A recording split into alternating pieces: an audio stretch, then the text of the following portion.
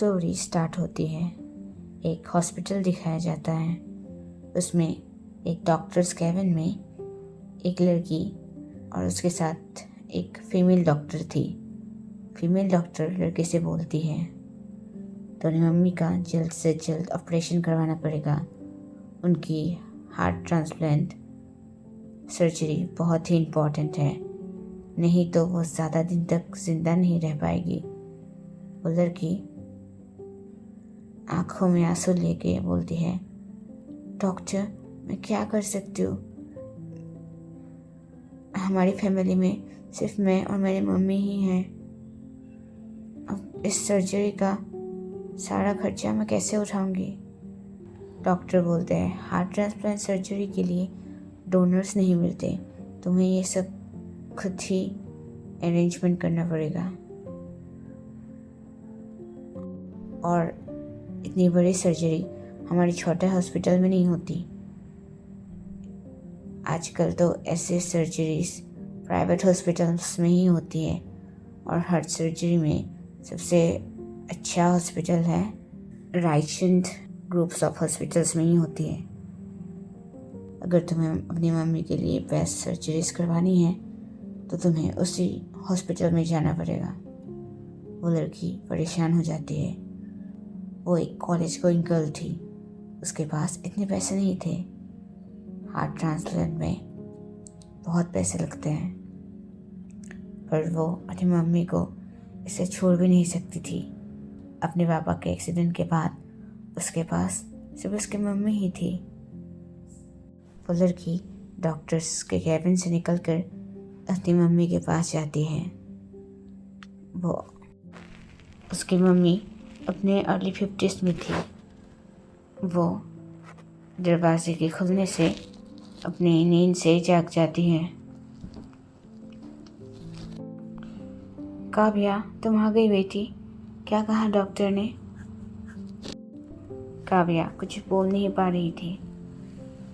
उसको पता था अगर उसकी मम्मी को पता चले कि उनकी हार्ट ट्रांसप्लांट सर्जरी होने वाली है तो वो सर्जरी नहीं कर पाएंगी, क्योंकि उसमें बहुत पैसे लगते हैं।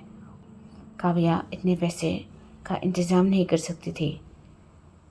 वो काव्या अपनी मम्मी से बोलती है, कुछ नहीं बोला मम्मी, डॉक्टर ने उन्होंने कहा कि ये बीमारी जल्दी ठीक हो जाएगी, आपकी सिर्फ एक छोटी सी ऑपरेशन करना पड़ेगा।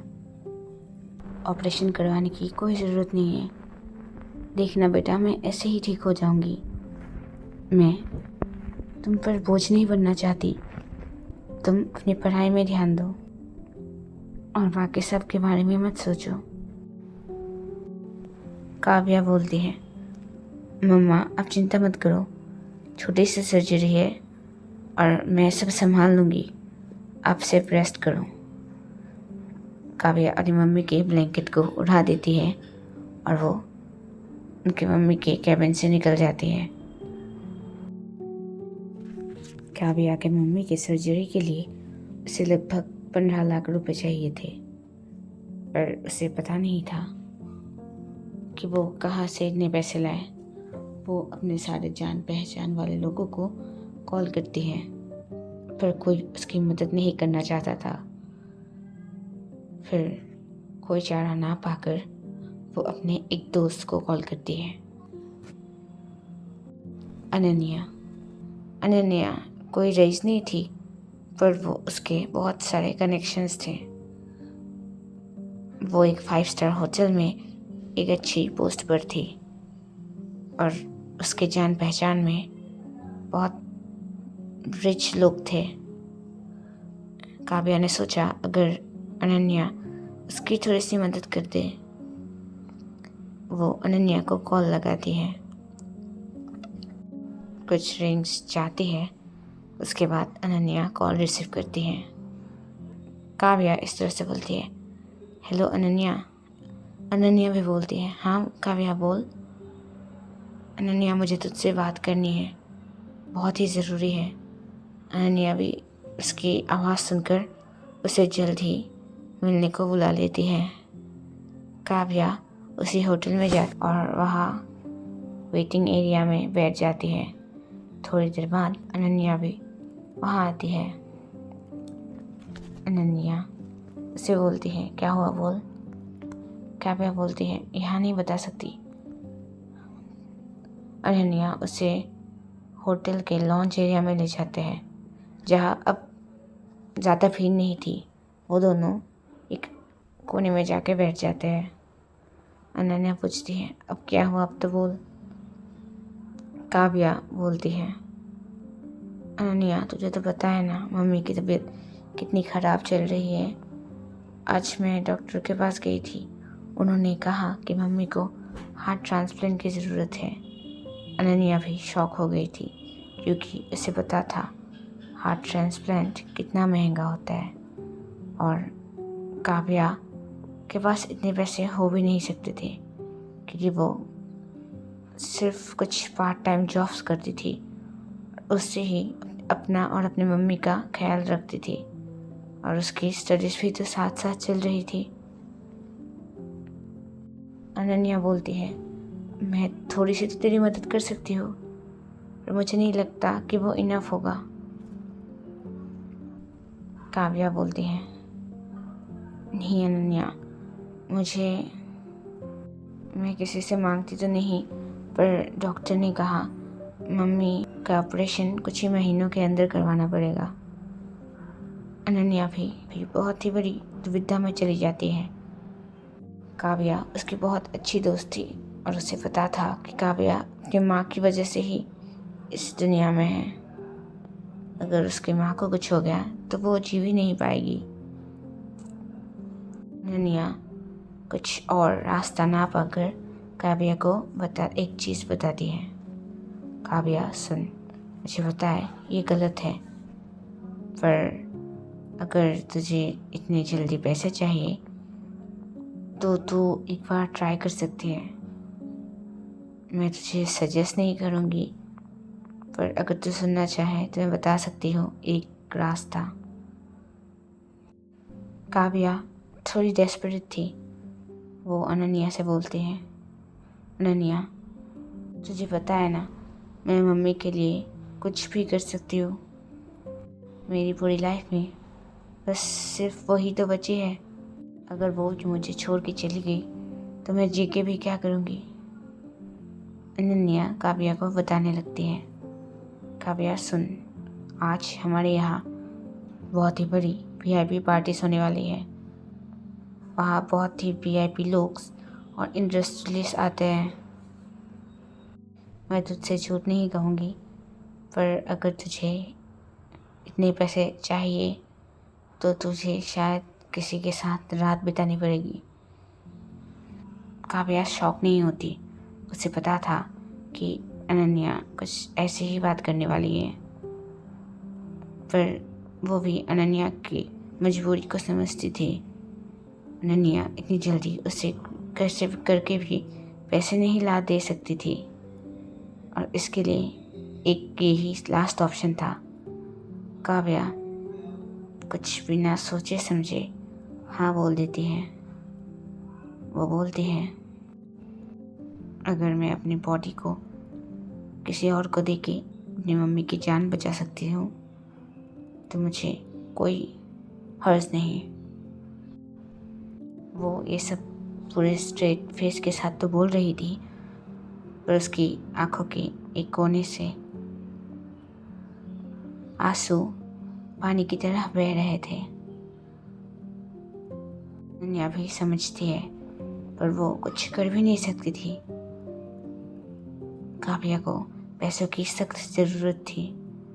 अनन्या बोलती है, तो आज रात तो आ जाना, मैं तुझे कई बिजनेसमैन और इंडस्ट्रियलिस्ट से इंट्रोड्यूस करवाऊंगी। अगर वो चाहे तो वो तेरी मदद कर सकते हैं। काव्या हामी भरती है और उस होटल से निकल जाती है। वो रास्ते में एक बेजान चीज़ की तरह चली जा रही थी। वो बिल्कुल नहीं चाहती थी कि कोई उसका फ़ायदा उठाए, पर वो और कुछ कर भी नहीं सकती थी। वो एक बार फिर अपनी मम्मी के केबिन में जाती है और उनसे उनसे बातें करती है, उनको खाना खिलाती है और उसके बाद फिर से अपने रेंटेड अपार्टमेंट में आ जाती है। वो फ्रेश होती है और अपने कबर्ड से एक बहुत ही ब्लैक स्लीक ड्रेस निकालती है और उसको पहन लेती है। काव्या उस ड्रेस में बहुत ही खूबसूरत लग रही थी। अगर कोई उसे ऐसे देख ले तो वो पागल सा ही हो जाए, पर उसके आँखों में कोई इमोशन नहीं थे। लग रहा था कि उसके अंदर कोई जान बची ही ना हो। अनन्या का आज से 9 बजे के करीब कॉल आता है। काव्या भी अनन्या के बुलाने से वहाँ से निकल जाती है। वो होटल में पहुँचती है जहाँ चारों तरफ चमकती हुई लाइट, लग्जरी गाड़ियाँ वहाँ पे पार्क करी गई थी। वो होटल के हॉल के अंदर जाती है जहाँ शराब की बदबू पूरे होटल को घिरे हुए थी। बहुत सारे लोग डांस कर रहे थे, चिल कर रहे थे, कुछ तो बिजनेस की बातें भी कर रहे थे। अनन्या काव्या के पास आती है और उसको अटेंड करती है। वो काव्या को बोलते हैं, तो रेडी है? काव्या बोलती है, अगर रेडी भी ना भी हूँ तो वो ये सब तो करना ही पड़ेगा। अनन्या उसे एक प्राइवेट रूम की तरफ ले जाती है। वो दरवाज़ा खोलती है तो वहाँ पे एक बुजुर्ग सा आदमी बैठा हुआ था। वो इतना भी बुजुर्ग नहीं था, वो भी 55-56 साल का होगा। उसके साइड में 2 रशियन मॉडल्स बैठी हुई थी और उसको दारू पिला रही थी। जैसे ही डोर खुलता है वो मॉडल्स उससे थोड़ी अलग हो जाती हैं। अनन्या पहले अंदर जाती है, उसके पीछे पीछे काव्या भी अंदर आती है। अनन्या के साइड में काव्या को देखकर उस आदमी की तो लाल ही टपकने लगती है, क्योंकि काव्या बहुत छोटी थी और बहुत ही सुंदर थी। वो आदमी उन 2 रशियन मॉडल्स को वहाँ से जाने को बोलता है। फिर वो अनन्या से बोलता है, तो ये है वो लड़की जिसकी तुम बात कर रही थी? अनन्या बोलती है, हाँ सर, यही है। वो आदमी काव्या को देखता है ऊपर से नीचे तक। उसकी आंखों में हवस साफ दिख रही थी। उसके साइड के सोफे में थपथपाता है। वो इशारा था कि काव्या वहाँ जाके बैठ जाए। काव्या भी चुपचाप वहाँ जाके बैठ जाती है। अनन्या फिर दरवाज़ा लगा के वहाँ से चली जाती है। वो आदमी काव्या को ऊपर से नीचे तक ऐसे देख रहा था जैसे कोई चील अपने शिकार को देख रहा हो। वो काव्या को एक ड्रिंक ऑफर करता है। काव्या बहुत रेसिस्ट तो करती है, पर वो आदमी उसे पैसे की धौंस दिखा के पिला देता है। काव्या को वो ड्रिंक्स पी के अपने होश से बाहर जा रही थी। उसके बॉडी में एक अलग सा ही जलन हो रहा था। वो आदमी उससे छूने लगता है, उसके हाथ को, उसके शोल्डर्स को, उसकी कमर को। वो उसे बहुत ही गलत तरीके से हाथ लगा रहा था, पर काव्या कुछ कर भी नहीं सकती थी। पर एक टाइम ऐसा आता है कि काव्या का सब्र का बांध टूट जाता है। उसको अपने आप पर ही घिन आ रही थी। वो ये सब बिल्कुल करना नहीं चाहती थी। वो आदमी उसके ऊपर तक आ चुका था। वो उसे किस करने जा ही रहा था तभी काव्या उसे एक धक्का दे देती है। वो आदमी जाके सोफे में गिर जाता है। काव्या फिर जल्दी से जाके और जल्दी वहाँ से निकल जाती है। काव्या डर के मारे एक रूम के अंदर चली जाती है जिसका डोर ओपन था। वो उस रूम में जाके चुपचाप बैठ जाती है। उस आदमी की आवाज़ बाहर हॉलवे में गूंज रही थी। तू लड़की, तूने ये अच्छा नहीं किया। तूने मुझे रिजेक्ट किया। देखना, तुझे तो कोई फूटी कौड़ी भी नहीं देगा। बाद में तुझे मेरे पास ही आना पड़ेगा। काव्या अपने मुंह बंद करके रोए जा रही थी। उसको पता था उसको मम्मी के बचाने के लिए उसे ये करना पड़ेगा, पर जब उसको किसी ने ऐसे छुआ, इतनी गंदी तरीके से उसको देखा, तो उसे बर्दाश्त नहीं हुआ। वो उस रूम के कोने पर जाके दुबक के बैठ के रोए जा रही थी। वो अपने मुंह में हाथ रखे हुए थी ताकि आवाज़ बाहर ना जाए। तभी वो नोटिस करती है कि रूम के बाथरूम से पानी गिरने की आवाज़ आ रही थी। उसके बाद वो अपनी नज़र उठा के उस रूम को देखती है। वो रूम नहीं था, वो स्वीट था। उसमें बहुत ही बड़ा किंग साइज का बेड था और रूम में सब क्रीम और ब्राउन कलर का था। वो बहुत ही प्यारा स्वीट था। उसके बाद उसे बाथरूम के दरवाजे खोलने की आवाज़ आती है। काव्या डर के मारे अपने फेस को अपने नीज से छुपा के वही बैठ जाती है। काव्या के शरीर पे एक अलग ही तरह की जलन हो रही थी। उसको अपने ऊपर कंट्रोल नहीं हो रहा था। वो सिर्फ अपने शरीर को रब की जा रही थी अपने हाथों से। तभी बाथरूम से बहुत ही ब्यूटीफुल फिगर निकलती है जो बहुत ही लंबी थी। पूरी वाइट स्किन थी उसकी। पर्सनैलिटी भी बहुत अच्छा था। वो जब बाथरूम से निकलती है, एक बहुत ही स्ट्रॉन्ग परफ्यूम की महक पूरे रूम में फैल जाती है।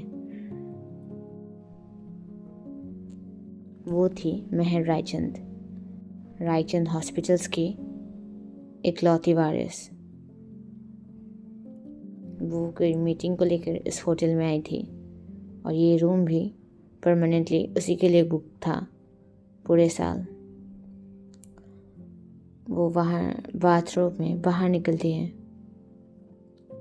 उसके कानों में एक सिसकियों की आवाज़ सुनाई देती है। वो अपने रूम में चारों ओर देखने लगती है। तभी दरवाजे के पास उसे कोई बैठा हुआ दिखता है। एक छोटी सी लड़की जिसकी उम्र शायद 20 साल तक ही होगी। वो वहाँ दुबक के बैठकर रो रही थी और अपने आप को शांत कर रही थी। महर एक लड़की को उसके रूम में ऐसा बैठा हुआ देखकर थोड़ी शॉक हो जाती है। वो सोच रही थी कि ये यहाँ क्या कर रही है। वो उस लड़की के पास जाती है, मतलब काव्या के पास जाती है और बोलती है, तुम कौन हो? तुम मेरे रूम में कर भी क्या रही हो? काव्या कुछ बोल नहीं रही थी। वो अपने नेक पर हाथ लगा रही थी, अपने फेस पर। उसका फेस पूरा रेड हो चुका था। उसको पूरी बॉडी में एक जलन की सेंसेशन फील हो रही थी। काव्या जैसे ही उसके सामने एक इंसान को देखती है तो वो सब्र नहीं कर पाती। वो अपने हाथों को महर के गले में रख देती है और उसको एक किस में खींच लेती है। उनके होठ बहुत ही रफली मीट हो रहे थे। महर को थोड़ी देर के लिए शौक रहती है। वो कोई मूवमेंट नहीं कर रही थी, पर काव्या उसे बहुत ही रफली किस कर रहे जा रही थी। महर भी थोड़ी देर के बाद उसे किस बैक करती है। वो बहुत ही रफ था। काव्या अपने ड्रेस के हुक को खोलने की कोशिश कर रही थी। उसे ये गर्मी अब बर्दाश्त नहीं हो रही थी, पर उसका हाथ वहाँ तक नहीं पहुँच रहा था। मेहर उसकी मदद कर देती है और उसके हुक को खोल देती है, पर उसको बाद में रियलाइज़ होता है कि उसने क्या किया। वो काव्या को अपने से दूर करती है और बोलती है, अरे हो कौन तुम, मेरे रूम में ऐसे घुस आई और मुझसे ज़बरदस्ती कर रही हो। काव्या कोई जवाब नहीं देती। वो अपने ड्रेस को एक ही बार में खोल देती है और ज़मीन में फेंक देती है। उसने अंदर एक ब्लैक कलर की ब्रा पहनी हुई थी और ब्लैक पैंटीज। मेहर उसके बॉडी को देखकर देखती ही रह जाती है। वो और कुछ नहीं बोल पाती। उसके बाद काव्या उसे फिर अपने ऊपर खींच लेती है। वो दोनों अब तक ज़मीन में ही थे। काव्या मेहर के नेक पर बहुत ही रफली किसेस कर रही थी। वो मेहर के बैक को स्क्रैच कर रही थी। मेहर भी और रोक नहीं पाती। वो काव्या को अपने गोदी में उठाती है और वही बेड पर पटक देती है। मेहर बोलती है, याद रखना इसकी शुरुआत तुमने की थी। मेहर काव्या पर कंट्रोल रही थी। वो काव्या को बहुत ही पैशनेट और डीप किस करती है।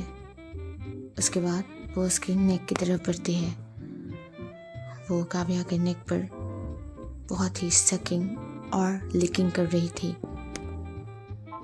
काव्या के नेक पर बहुत ही ब्रेड लव बाइट्स के निशान उभर आए थे। काव्या के नेक पर, कॉलर बोन पर मेहर कंटिन्यूसली लिक और सक कर रही थी और काव्या के मुंह से तो सिर्फ मौन की आवाज़ निकल रही थी। काव्या अपने माउथ को अपने हाथों से कवर कर लेती है ताकि उसकी आवाज़ मेहर को सुनाई दे। फिर मेहर उसे हाथ को हटाकर बोलती है, मुझे सुननी है तुम्हारी आवाज़, अब चुप मत रहना। मेहर उसके बाद उसके ब्रेस्ट की ओर बढ़ती है। काव्या के क्लीवेज को देखकर मेहर की जैसे सांसें ही रुक गई थी। उस क्लीवेज के ऊपर बहुत सारी किसेस करती है। उसके बाद वो अपने हाथों को काव्या के बैग पर ले जाती है, उसके ब्रा के हुक को खोल देती है। वो काव्या को ब्रा को बहुत ही नज़ाकत के साथ उतारती है और उसके ब्रेस्ट पर कंटिन्यूसली किसेस और लव बाइट्स करने लगती है। वो काव्या के ब्रेस्ट को सक की जा रही थी। काव्या की मौन रुक ही नहीं रही थी। काव्या अपने फिंगर्स को बाइट कर रही थी। उसके बाद मेहर काव्या के स्टमक की ओर बढ़ती है। मेहर काव्या के पूरे बॉडी को लिक किए जा रही थी। वो काव्या के नेवल्स के साइड में लिक करते हैं और वहाँ बाइट करते हैं। वो उसके स्टमक पे बहुत ही प्यारी सकिंग कर रही थी, जिससे काव्या को बहुत ही सुकून मिल रहा था। उसके बाद मेहर और नीचे जाने लगते हैं। मेहर काव्या की पैंटीज उतारने ही वाली थी, तभी काव्या का हाथ उसके मेहर के हाथों के ऊपर आता है। मेहर काव्या की ओर देखती है। काव्या उसे बहुत ही सिडक्टिव नज़रों से देख रही थी। मेहर बोलती है, नाउ डोंट स्टॉप मी। मैंने बताया था, तुमने पहले स्टार्ट किया था अब मुझे स्टॉप करने का कोई फ़ायदा नहीं है। महर उसके हाथों को हटा देती है और एक झटके में काव्या की पैंतीस उतार देती है।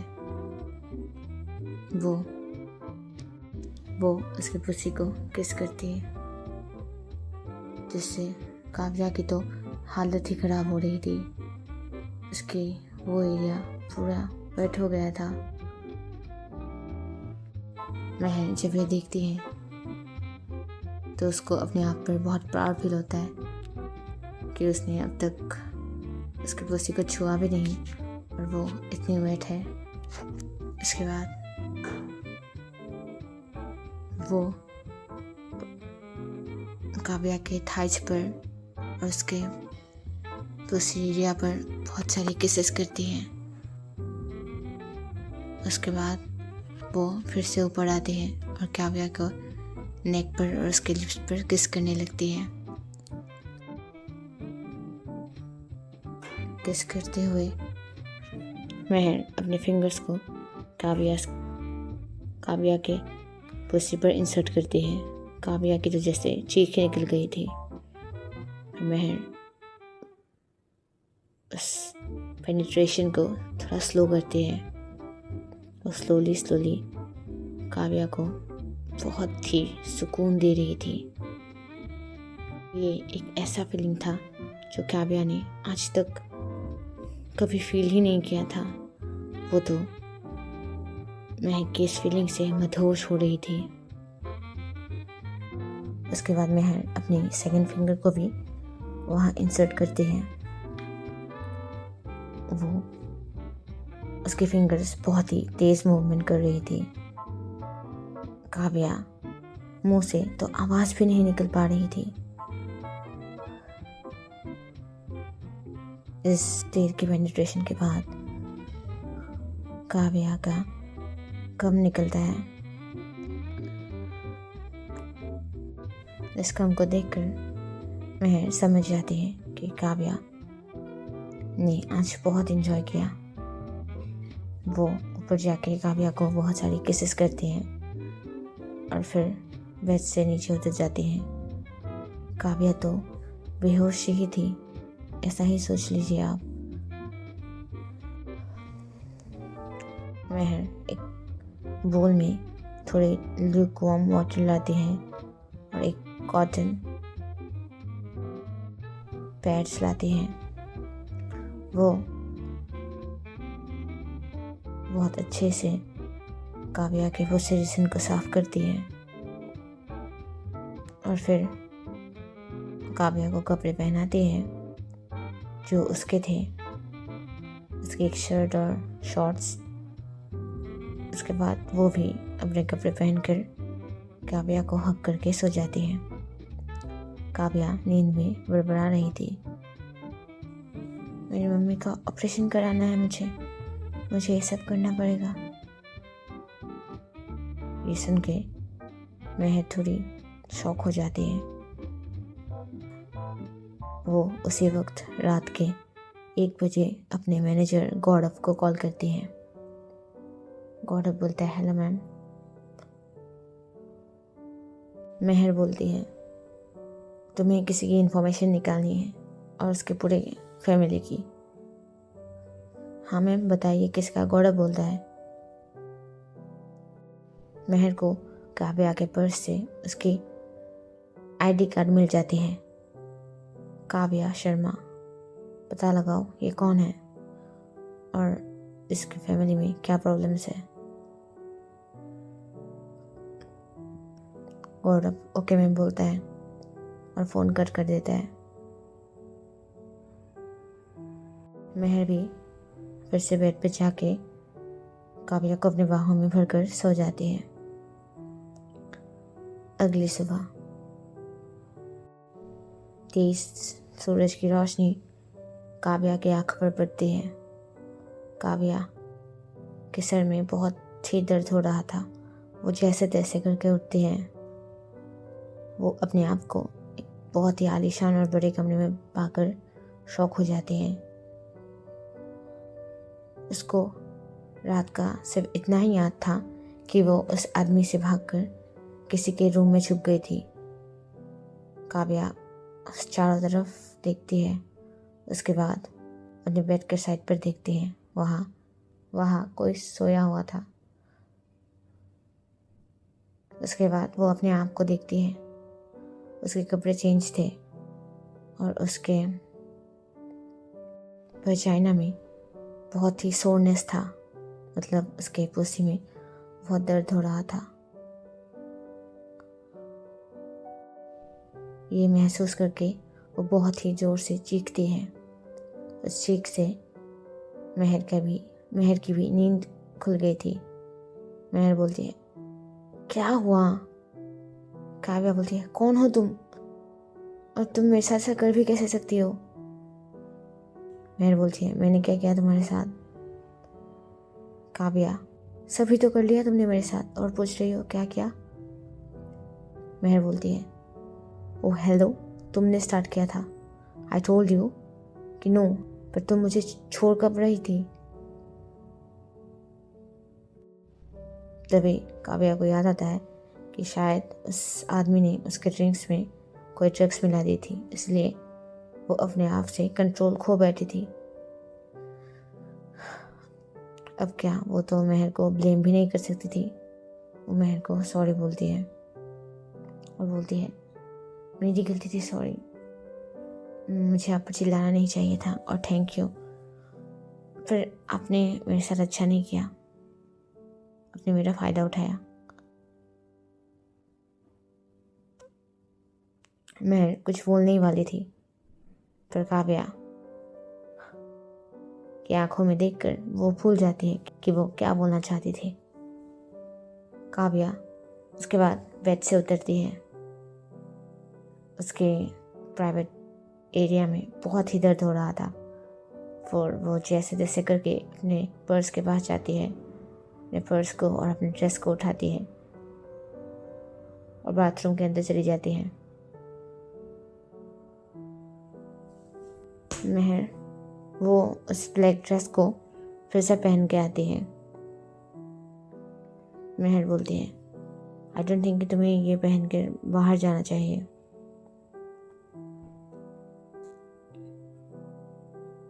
काव्या भी अपने आप को ऊपर से नीचे तक देखती है, उसे भी यही लग रहा था, पर वो कुछ कर भी नहीं सकती थी। वो बोलती है, नहीं, मैं यही इसी में चली जाऊंगी। मेहर बोलती है, तो जाना है तो चले जाना, पर मैंने ब्रेकफास्ट ऑर्डर किया है, तो मेरे साथ ब्रेकफास्ट करके जाओ। काव्या बोलती है, कोई ज़रूरत नहीं। मेहर उसे ज़बरदस्ती चेयर में बैठा देती है, रुको। उसके बाद वो एक चेक निकालती है, उसमें 20 लाख का अमाउंट भर के काव्या को दे देती है। काव्या ये देखकर उसकी आंखें फटी की फटी रह जाती हैं। उसके गले से तो कोई आवाज़ भी नहीं निकल रहा था। मेहर उसके एक्सप्रेशन को देखकर बोलती है, यू डिजर्व इट, रख लो। काव्या बोलती है, ऐसा मैंने क्या किया कि डिजर्व इट? मेहर उसके पास आती है, बहुत पास। मेहर की सांसें काव्या अपने ऊपर फील कर पा रही थी। मेहर बोलती है, you give me pleasure, I give you money, that's all, और कुछ नहीं है। और मुझे पता है कि तुम्हारी मम्मी के ऑपरेशन के लिए तुम्हें पैसे चाहिए, रख लो, अगर हो तो बाद में लौटा देना। काव्या मेहर का बहुत शुक्रिया अदा करती है, पर मुझे तो सिर्फ 15 लाख से चाहिए थे, ये 5 लाख रख लीजिए आप। मेहर बोलती है, बाद में चाहिए भी हो सकते हैं, अब तुम रख लो, और हाँ, मैं तुम्हें ड्रॉप कर दूंगी। काव्या भी थोड़ी शॉक थी कि एक इंसान जिससे वो कल रात ही मिली थी, वो उसकी इतनी हेल्प क्यों कर रही है, पर वो कुछ कर भी नहीं पा रही थी।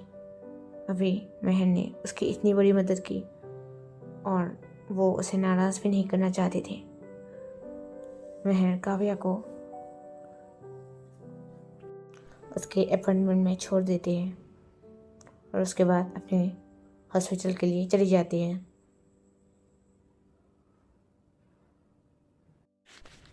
तो गाइस आज के लिए इतना ही। ये स्टोरीज बहुत ही इंटरेस्टिंग होने वाली है, तो बने रहिए और अच्छी लगे तो लाइक और सब्सक्राइब भी कर देना। बाय।